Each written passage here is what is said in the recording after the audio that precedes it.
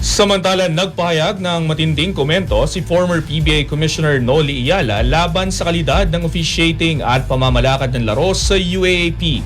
Matapos ang usap-usapang pahayag ni UE Head Coach Chris Gavina sa kanilang pagkatalo kontra DLS Ukraine Archers. Ang ibang detalye alamin sa aking pag-abante.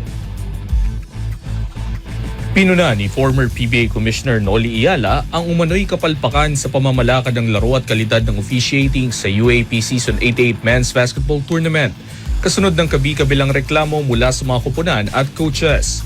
Ayon kay Iyala, malinaw na may kakulangan sa game management, rule interpretation at referee training ng liga, bagay na anya'y dapat agad tutukan ng bagong UAAP Commissioner upang mapabuti ang takbo ng mga laban.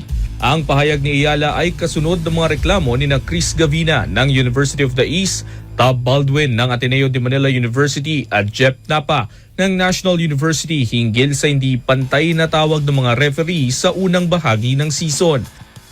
Kamakailan naging sentro ng issue si Gavina matapos ang 111-110 overtime loss ng UE sa De La Salle University, kung saan pinuna nito ang unsportsmanlike foul na ipinito sa guard na si Welo Linggo-Linggo sa huling minuto ng laban. Bago ito, nagpahayag din ng pagkadismaya si Baldwin sa naging officiating sa triple overtime loss ng Ateneo kontra UST na inilarawan nitong tila may katlong kupunan sa court. Dahil dito, lalong lumalakas ang panawagan para sa mas mataas na accountability at mas maayos na referee system sa UAAP. Lalo't patuloy na dumarami ang mga bumabatikos sa pamamalakad ng liga sa ilalim ng bagong pamunuan. Ako, si Sus Valdez, Abante Sports, nauna.